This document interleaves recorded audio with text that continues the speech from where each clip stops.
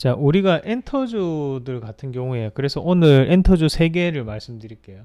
YG 엔터테인먼트, JYP 엔터테인먼트, 그리고 SM. SM을 하니까 실적 발표 안 했는데 15일날 기업 설명회를 하면서 기관 투자자들 대상으로 실적도 함께 공개할 것으로 좀 보입니다. 일단 두 가지 이 회사 JYP 엔터테인먼트하고 YG 엔터테인먼트의 실적부터 우리가 한번 분석을 해봐야 되는데, 실질적으로 지금 JYP 엔터테인먼트랑 YG 엔터테인먼트 둘 다 실적이 그렇게 좋게는 안 보입니다. 다만 JYP 엔터테인먼트 같은 경우에 매출이 상당 부분 늘었습니다. 3개월 단위만 보더라도, 그리고 누적을 보더라도 좀 더 늘었죠. 하지만 이제 영업이익 부분에서는 크게 영업이익 부분에서도 크게 늘어나는 그런 모습이 지금 나타나고 있습니다. 자, 결국에는 이 JYP 엔터테인먼트 같은 경우에는 YG 엔터테인먼트와는 다른 뭔가에 대한 매력을 가지고 있었고 그게 주가에 대해 반영됐다라고 보는 게 맞습니다. 자, 그럼 이런 회사들의 산업적인 특성을 우리가 한번 살펴보셔야 되는데, 자, 여기 한번 중요한 부분이에요. 결국에는 이 매출에 대한 비중을 보면, 자, 음반 산업, 음원 관련해서 33%고 거기 광고가 16%예요. 출연료가 14%, 초상권, 뭐 광고 이게 뭐냐면 이제 유튜브 매출이라든지 아니면 일반적인 TV 광고 이런 부분이 다 포함되는 것이 이 광고 분야입니다. 자, 그리고 하단에 또 한번 같이 보시면 나오죠. 매출액 좀 더 자세하게 나옵니다. 매니지먼트 사업 자체에서 이렇게 이제 나오고 있고, 그러니까 결국 우리가 지금 여기 콘서트에 대한 비중 자체가 어떻습니까? 10%거든요.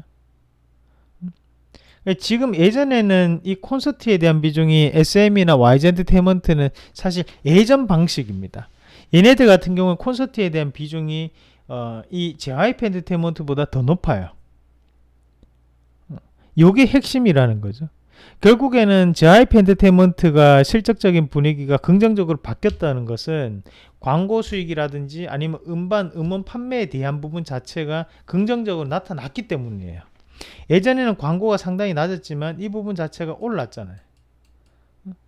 그러니까 콘서트 매출 자체도 실질적으로 많은 비중을 차지하고 있지는 않지만 그 부분도 늘었다는 얘기거든요. 그러면 우리가 이 기업에 대해서 변화되는 요인 자체에 대한 부분 자체를 우리가 판단을 해볼 필요가 있다는 겁니다.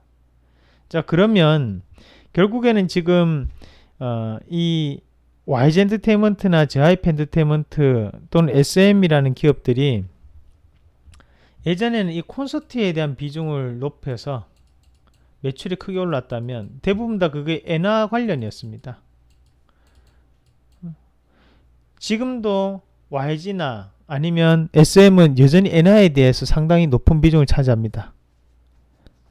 하지만 지금 JYP 엔터테인먼트, 뭐 BTS라든지 이런 그룹들은 분위기가 조금 다르거든요.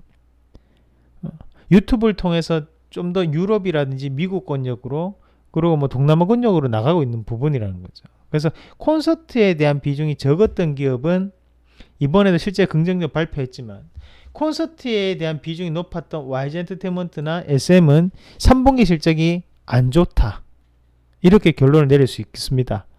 자, 지금부터는 오늘의 그러면 급락 자체를 우리가 판단할 수 있는데, JYP 엔터테인먼트는 왜 빠질까요? 결국에는 주가가 많이 올랐기 때문에 그에 따라서 조정 구간이라고 봐야 되거든요. 그럼 SM은요?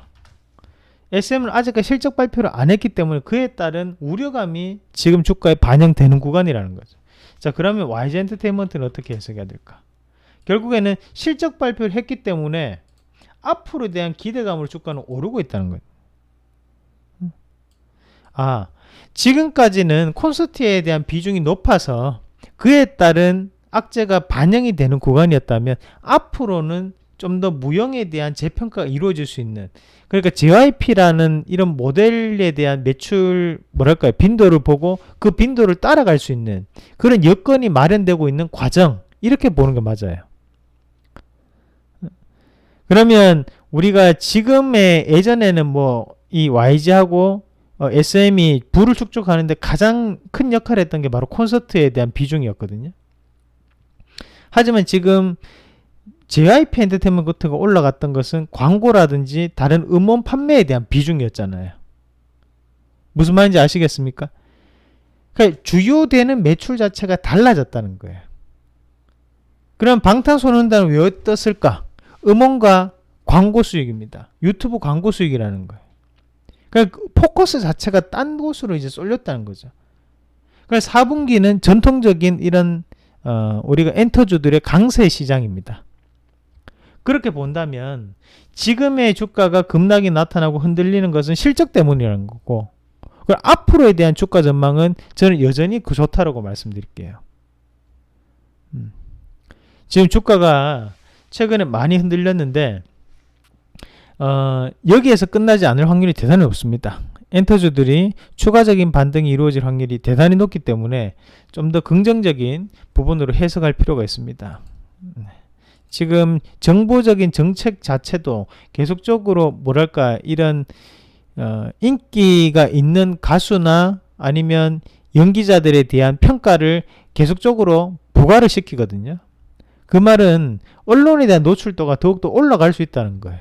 그 부분이 광고로도 연결될 수 있고 유튜브 연결될 수 있고 4분기는 또 행사가 많은 기간이기 때문에 충분히 이런 그룹들에 대해서 주가적인 반등이 이루어질 수 있는 가능성이 높다라는 말씀까지 드리도록 하겠습니다.